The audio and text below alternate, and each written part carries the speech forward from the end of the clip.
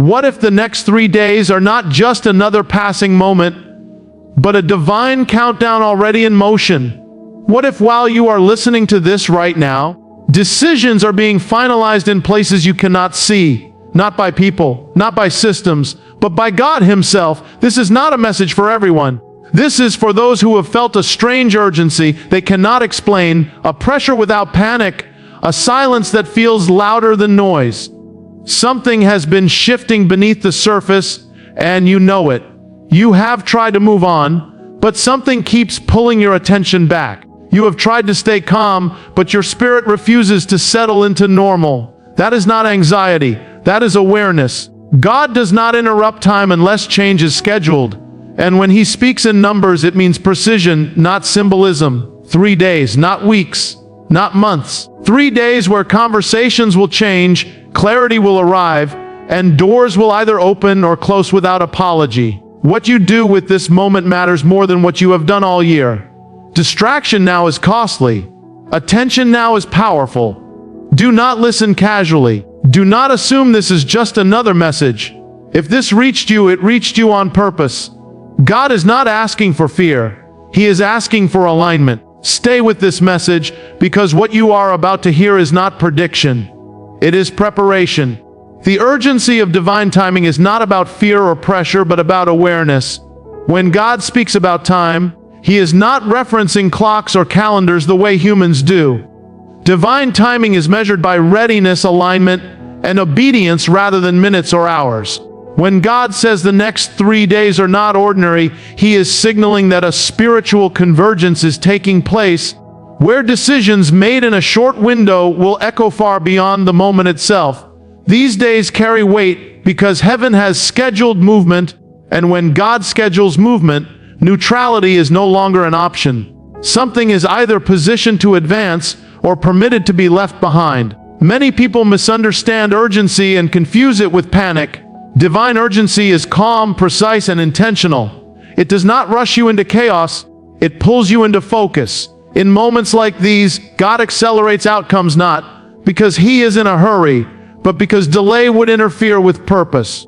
Certain breakthroughs lose their impact if they arrive late. Certain protections only work if they activate before damage occurs. That is why God marks time. When He says these days are not ordinary, He is saying that the margin for distraction has narrowed, and that sensitivity matters more than activity. In Scripture and spiritual patterns, critical shifts often occur within short, defined time frames. 3 days represents transition, separation, and confirmation. It is long enough for doubt to surface and short enough to demand trust.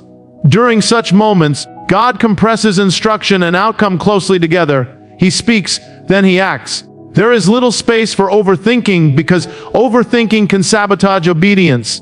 The urgency exists because clarity is available now, not later. Ignoring it does not cancel the outcome, but it determines where a person stands when it unfolds.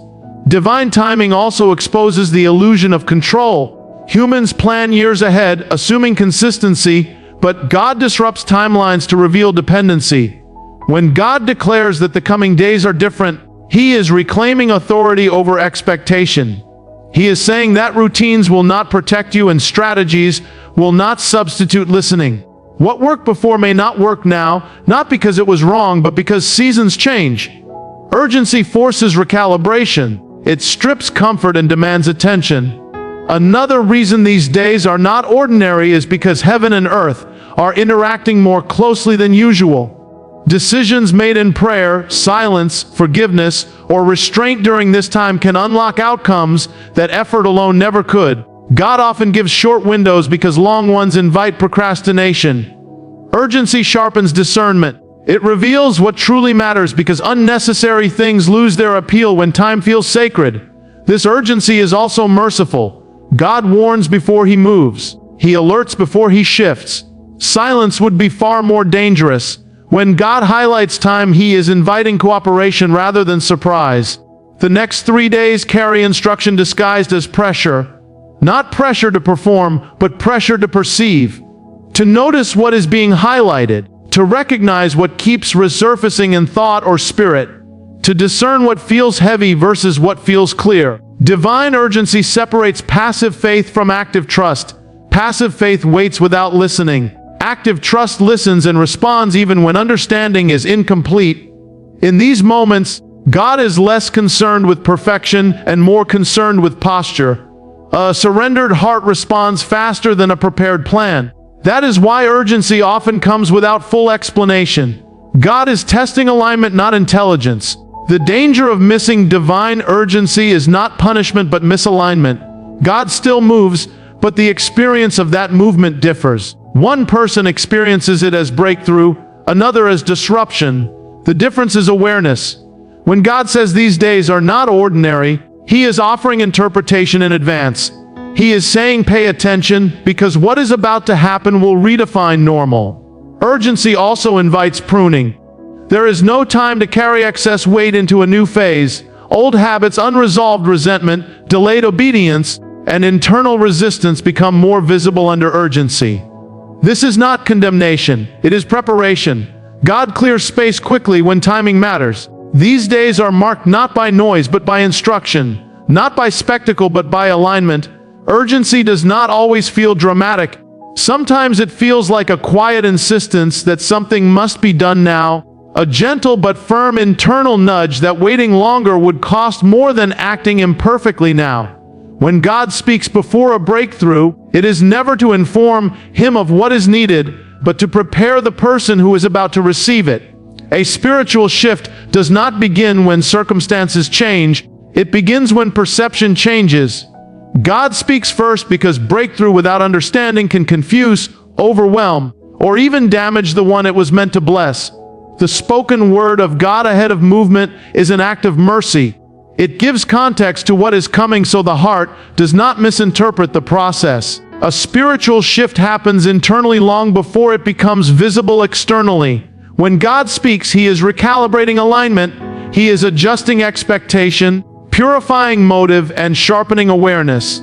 Without this inner shift, external change would feel chaotic rather than purposeful. Many people miss this because they only look for visible signs, but the real breakthrough begins when the inner resistance softens and the spirit becomes receptive.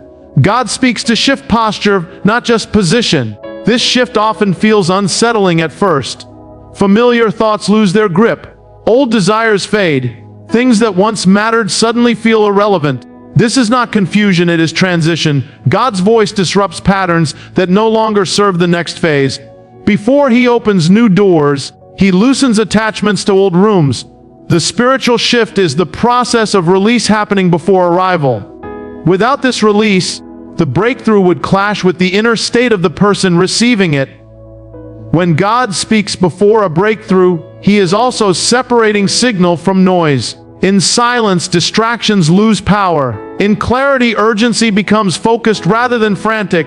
This is why many people experience a sudden desire to withdraw, reflect, or simplify right before major change. The Spirit recognizes that excess will interfere with reception. God's voice narrows attention. It highlights what matters and dims what doesn't. Another aspect of this shift is sensitivity. God increases spiritual awareness so that the person can recognize the breakthrough when it arrives. Not every blessing looks like elevation. Some look like endings. Some arrive disguised as inconvenience. When God speaks beforehand, He gives discernment so that the breakthrough is not rejected because it does not match expectation. Without the prior word, many would resist what they prayed for simply because it arrived differently. This shift also redefines trust. When God speaks, He invites agreement before evidence. Belief without proof is not denial of reality, it is alignment with a higher one. The spiritual shift is learning to move with instruction rather than confirmation. God speaks so that faith is anchored in His word, not in visible progress. This kind of trust stabilizes the heart during uncertainty. The voice of God before a breakthrough also exposes internal contradictions. Prayers are often sincere, but readiness is inconsistent. God's word confronts fear, pride, and hidden hesitation. It reveals where the heart still wants control. This confrontation is not rejection, it is refinement. The spiritual shift is the moment when surrender becomes practical, not theoretical. When this shift happens, peace often replaces urgency. Not because the situation is resolved, but because alignment is restored. Peace is not the absence of tension, it is the presence of trust. God speaks to establish this peace so that the breakthrough does not become a source of anxiety. Many people are stressed by blessings they were not prepared to carry. The prior word strengthens capacity. This spiritual shift also creates resilience. When God speaks, He is not only announcing what will happen, but preparing the person for what may follow. Breakthrough often brings responsibility, exposure, or opposition. Without the inner shift, the pressure of the new season would crush rather than elevate. God's voice builds endurance before expansion. The shift is subtle but decisive. It may not be noticed by others, but it is deeply felt by the one experiencing it. Thoughts become clearer. Reactions become calmer. Discernment becomes sharper. This is evidence that the Spirit has moved ahead of circumstances. God speaks so that when the breakthrough arrives, it is recognized not as luck or coincidence, but as alignment fulfilled. Ultimately, the spiritual shift that happens when God speaks before a breakthrough is about ownership. The person does not merely receive something, they steward it. God's word transforms the recipient so that the gift can be sustained. Without this transformation, breakthrough would be temporary. With it, change becomes lasting. When God issues a warning, it is never neutral. A warning is not merely information, it is an invitation to respond. At that moment, a line is drawn that did not exist before, and people unknowingly position themselves on either side of it. This is where separation begins. Not a dramatic separation marked by labels or announcements, but a quiet one shaped by attention, humility, and willingness to adjust. Those who listen do not always understand everything, but they sense weight in the warning and treat it as sacred. Those who ignore it often do so not out of rebellion, but familiarity. They have heard messages before and survived delays before, so urgency feels optional. Listening, in this sense, is not about hearing sound, but about allowing instruction to interrupt routine. When God warns, He disrupts comfort to protect purpose. Those who listen pause. They reassess habits, tone, relationships, and decisions. They slow down enough to notice what feels unsettled. They may not have clarity, but they have reverence. Ignoring the warning looks very different. Life continues as usual. Schedules stay full. Distractions remain unchecked. The warning is acknowledged mentally but dismissed practically. That is where separation begins to deepen. God's warnings often expose posture rather than belief. Two people can believe in God, hear the same message, and respond in opposite ways. One adjusts, the other delays. One treats the warning as time-sensitive, the other as general advice. The separation is not about morality, it is about responsiveness. Heaven responds to movement. When God speaks and someone moves internally, alignment begins. When God speaks and someone resists internally, stagnation sets in. Those who listen experience conviction without condemnation. They feel a gentle pressure to realign, not out of fear, but awareness. This pressure leads to refinement. They let go of conversations they were supposed to end. They stop defending positions God is asking them to surrender. They become cautious with words, attentive in silence, and intentional with choices. Those who ignore feel little discomfort at first. That is what makes ignoring dangerous. There is no immediate consequence, only delayed clarity. Comfort becomes confirmation in their mind, reinforcing an action. Separation also happens in perception. Those who listen begin to see patterns forming. They notice repetition in thoughts, themes, and interruptions. They sense that something is unfolding beneath the surface. Ignorance is no longer an option because awareness has been activated. Those who ignore interpret the same signs as coincidence or inconvenience. They label disruption as annoyance instead of instruction. The same environment produces different interpretations because posture determines perception. This separation is not always visible to others. On the outside, both may appear calm, productive, and confident. But internally, one is being prepared while the other is being exposed.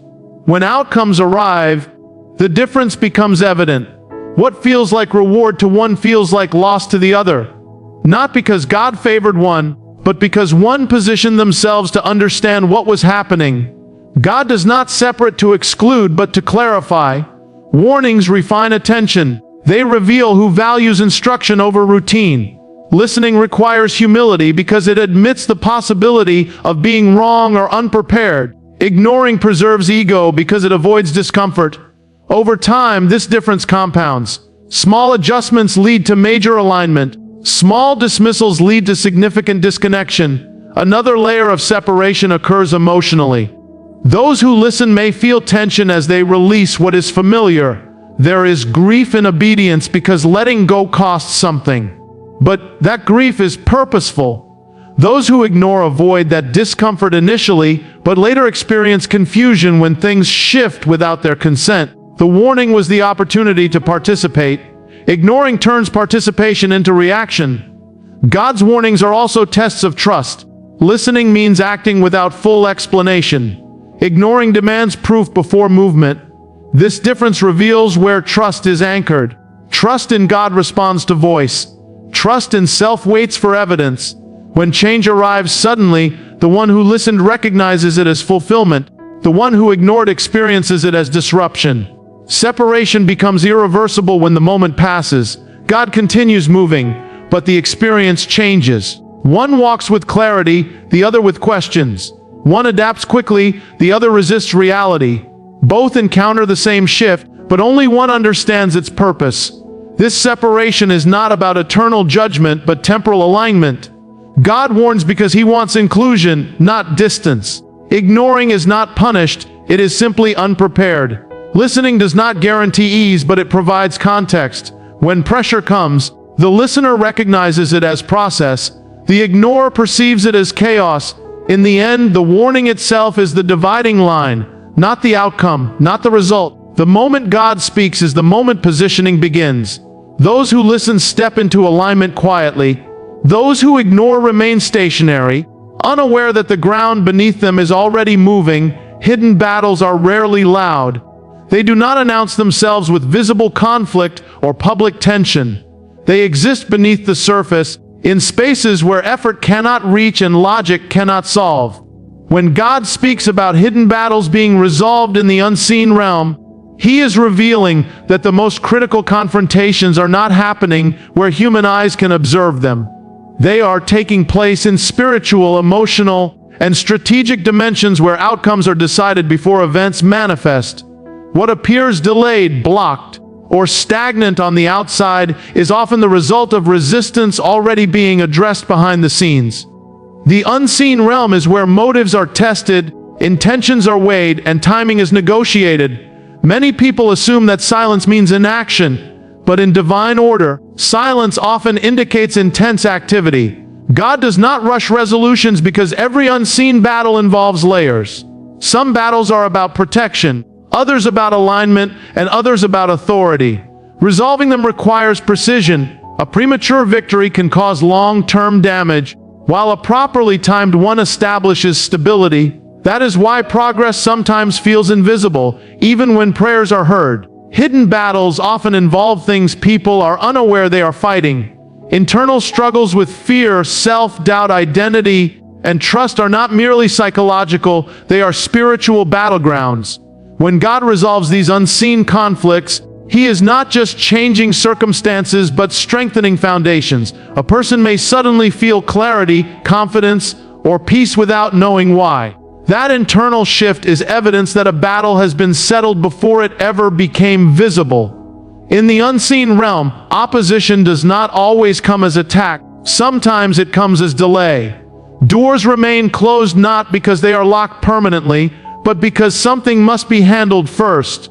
God allows certain delays to protect from entering environments unprepared. When those unseen issues are resolved, access changes instantly. What required effort before suddenly flows. This is not coincidence, it is clearance. Another hidden battle involves narratives, words spoken in the past, judgments formed by others, and even self-imposed limitations create spiritual resistance.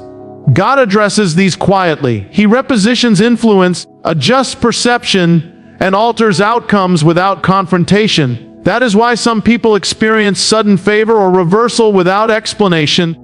The conversation shifted in the unseen before it changed in the seen. These battles are also collective.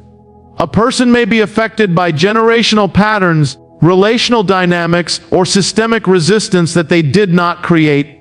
God handles these at levels beyond individual control. When He resolves them, cycles break without drama. Patterns stop repeating. Situations that once felt inevitable lose momentum. This is the result of authority exercised where humans have none. The unseen realm is also where God defends when a person remains silent. There are moments when responding, explaining, or fighting back would weaken the outcome. God instructs stillness because He is confronting the opposition directly. When He resolves these battles, vindication often arrives without the person having to justify themselves. Truth surfaces naturally because resistance has been removed at the source. Hidden battles being resolved does not always mean immediate reward. Sometimes it means removal. A relationship loses its grip. A desire fades. A path closes permanently. These are victories, not losses. They indicate that what once had power no longer does. The unseen resolution removes attachment so that visible change does not cause collapse. God also resolves hidden battles by rearranging timing. What seemed late was actually protected. What seemed denied was redirected. When the unseen aligns, outcomes arrive with less friction. Stress decreases even if responsibility increases. This is because opposition has already been neutralized. Many people mistake peace for stagnation, but peace is often the signal that conflict has ended. When anxiety lifts without reason, it is because a battle has concluded. When sleep returns after a long season of restlessness, it is because resistance has been removed. These internal signs are evidence of unseen victories. The unseen realm operates on authority, not effort. That is why some battles cannot be fought with persistence alone. They require surrender. When a person releases control, God engages authority. He resolves what could not be forced. This is why breakthroughs sometimes follow exhaustion. When striving ends, resolution begins. Hidden battles being resolved also explain sudden acceleration. Once resistance is removed, momentum increases rapidly. Opportunities align. Resources appear, support emerges. This does not mean the journey becomes easy, but it becomes purposeful. Energy is no longer wasted pushing against unseen barriers. Understanding this reframes waiting. Waiting is not inactivity, it is cooperation. While nothing appears to be happening, everything is being arranged. God works in silence so that outcomes arrive with stability rather than shock. The unseen realm is not mysterious to create confusion, but sacred to ensure precision. What is resolved there determines everything that follows here. Sudden reversals initiated by God do not wait for human agreement because they are not dependent on human systems for approval. When God moves in this way, He bypasses expectation, hierarchy, and precedent. These reversals are not reactions to pressure, they are executions of authority. What appears fixed, final, or irreversible to people is often only temporary in divine perspective. God does not negotiate with circumstances, He overrides them. That is why reversals feel shocking. They break patterns that people assumed were permanent. A sudden reversal is not random. It is the result of timing aligning with purpose. For a long time, restraint exists. Situations remain unchanged not because God is absent, but because premature change would destabilize more than it would heal. When the reversal comes, it arrives complete. There is no gradual adjustment, no warning signs that make it predictable. One moment the condition exists, the next it does not. This is how authority works. Authority does not explain itself, it enforces outcome. God initiates these reversals without permission because permission implies shared control. Divine sovereignty does not consult resistance. When God decides to intervene, systems that relied on delay lose influence. People who benefited from stagnation are exposed. Structures built on imbalance collapse quickly because they were never sustained by truth. That is why reversals often feel unfair to observers. They challenge assumptions about how things are supposed to work. These reversals often involve status, access, or narrative. Someone dismissed is suddenly chosen. Someone overlooked is suddenly elevated. Someone trusted is suddenly revealed. This shift is not based on recent effort but long-term alignment.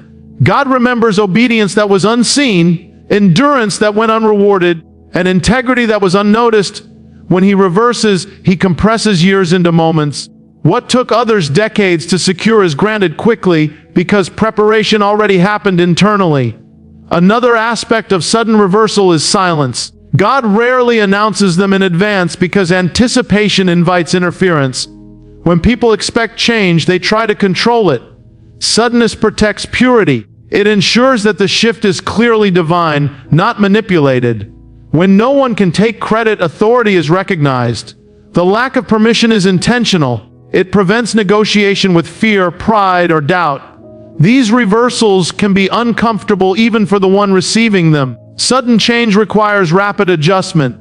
Identity must catch up with position. Faith must stretch to match favor. That is why God prepares the heart before reversing the situation. Without that preparation, the reversal would overwhelm rather than restore. Internally ready people adapt quickly. Unprepared observers struggle to understand what happened. God's reversals also expose attachment. People who relied on control feel threatened. People who relied on God feel steady. When permission is removed from the equation, dependence is revealed. Those who trusted systems panic. Those who trusted God remain anchored. The reversal clarifies where security was placed. Some reversals are corrective rather than rewarding. God may remove someone from a position suddenly, not as punishment, but as protection. Staying longer would have caused damage. Sudden removal preserves what slow exit would compromise. These reversals feel harsh but are precise. They prevent deeper loss. God does not reverse for spectacle, He reverses for alignment. When something blocks purpose, it is removed. When something delays destiny, it is bypassed. Human approval often sustains delay because it is invested in comfort. God's authority disrupts comfort to restore direction. These reversals also restore balance. What was uneven is corrected quickly. What was misused is reassigned. What was withheld is released. This is not favoritism, it is justice. Justice in divine terms is not about equal distribution, but right placement. God puts things where they belong. Resistance does not factor into that decision. Sudden reversals remind people that stability is not found in circumstances. It is found in alignment. When alignment exists, reversal feels like relief. When alignment is missing, reversal feels like loss. The same event produces opposite experiences based on internal position. God initiates these moments to reassert authority. They remind everyone that timelines, titles, and outcomes are not controlled by persistence alone. They are governed by purpose.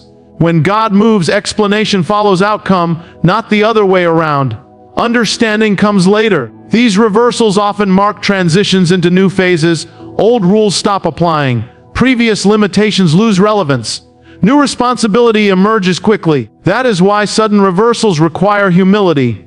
Pride resists adjustment. Gratitude adapts. In the end, the lack of permission is the message. God does not ask because He does not need consensus. He moves because alignment demands it. When the reversal happens, it leaves no room for doubt about its source. What humans could not change, God changed instantly. What systems could not fix, God corrected without discussion. That is the nature of divine authority acting on time. Preparation of the heart always comes before manifestation because what arrives externally must be sustained internally. God does not release outcomes into unstable environments. When He prepares the heart, He is strengthening capacity, not delaying blessing. Many people assume preparation is punishment or waiting, but it is actually expansion happening quietly. The heart must be able to carry what the hands are about to receive. Without that preparation, manifestation would collapse under its own weight. Heart preparation begins with exposure. God brings hidden attitudes to the surface not to shame, but to heal. Motives are clarified. Expectations are corrected. Desires are refined. What once felt justified begins to feel heavy. This is not loss of passion, it is purification of intention. God removes mixed motives because manifestation amplifies whatever is already present. If bitterness exists, blessing magnifies bitterness. If fear exists, opportunity magnifies fear. Preparation addresses this before release. Another part of heart preparation is detachment. God loosens dependence on outcomes so that identity is no longer tied to results. When the heart is prepared, gratitude exists before arrival. Trust exists without proof. The person is no longer desperate for manifestation, they are ready to steward it. This shift is subtle but powerful. Desperation repels stability. Readiness attracts responsibility. God also prepares the heart by redefining success. Many people want manifestation for validation, but God prepares the heart to desire alignment. When success is redefined, the person can receive blessing without needing applause. This protects the gift. Public validation often creates private pressure. God prepares the heart to carry visibility without losing authenticity. Forgiveness is a major component of preparation. Unresolved resentment becomes poison when multiplied by opportunity. God presses forgiveness before manifestation, not because offense was acceptable, but because carrying it forward would contaminate the next season. Forgiveness does not excuse harm, it releases control. A heart burdened with offense cannot move freely. Preparation clears emotional weight, so movement becomes sustainable. Heart preparation also involves patience. Not passive patience, but disciplined restraint. God teaches the heart to wait without complaining, to trust without manipulating, to listen without rushing. This restraint becomes strength later. When manifestation arrives, impatience no longer drives decisions. The person can move wisely rather than react emotionally. God prepares the heart through silence as well. Silence reveals dependency. When there is no feedback, no confirmation, no visible progress, the heart reveals where it leans. Preparation stabilizes trust so silence no longer feels threatening. When manifestation comes, noise increases. Opinions multiply. Expectations rise. A prepared heart remains grounded because it learned to function without constant affirmation. Another layer of preparation is humility. God creates awareness of limitation so reliance shifts from self to Him. This does not diminish confidence, it anchors it. Confidence rooted in self collapses under pressure. Confidence rooted in God adapts. Heart preparation establishes this foundation so that manifestation does not produce pride or fear. God also prepares the heart by strengthening discernment. Not everything that looks like opportunity is alignment. Before manifestation, God sharpens the ability to say no. This protects the blessing from misuse. A prepared heart recognizes boundaries and honors them. Without discernment, manifestation becomes distraction. This preparation often feels uncomfortable because it requires internal change without external reward. There is effort with no applause, growth with no recognition. This tests sincerity. Is the desire for the outcome or for God's will? Preparation answers that question. When the heart chooses obedience without guarantee, readiness is confirmed. Manifestation is not just arrival, it is responsibility. God prepares the heart to handle responsibility without resentment. When the heart is ready, burden becomes privilege. Pressure becomes purpose. The person no longer asks, "Why me?" but "How can I steward this well?" Preparation also builds endurance. Manifestation is not the end of challenge, it introduces new ones. God strengthens emotional and spiritual stamina so the person does not retreat when pressure shifts form. The prepared heart adapts rather than collapses. In the unseen, preparation aligns timing. When the heart is ready, resistance loses leverage. Manifestation does not need force, it flows. God's timing is not about delay but synchronization. The heart and the outcome arrive together. Ultimately, preparation of the heart ensures that manifestation produces transformation rather than destruction. God is not interested in temporary results. He prepares deeply because He intends permanence. When the heart is ready, manifestation becomes confirmation, not surprise. What arrives feels familiar because it was already formed internally. What has been spoken throughout this message is not meant to create fear or excitement, but awareness. The purpose of this word is alignment. God does not reveal timing, issue warnings, resolve unseen battles, reverse situations, or prepare hearts randomly. Every action has intention. Every moment carries meaning. The next phase is not about striving harder, but about listening deeper. What is unfolding is already in motion, and the role of the listener is not to force outcomes, but to remain positioned, responsive, and surrendered. When God speaks, it is because movement is near, clarity is available, and responsibility is being assigned. Those who have paid attention will recognize what happens not as chaos, but as confirmation. What shifts will make sense later, even if it feels unfamiliar now. Trust has been the theme beneath every point. Trust in timing, trust in process, trust in preparation. What is ahead is not accidental, and what is being removed is not a loss. Everything is working toward alignment, even when it does not look that way in the moment. Good luck as you step into the days ahead with awareness and courage. Stay steady, stay humble, and stay attentive. Thank you for listening with an open heart and for allowing this message to speak into your journey.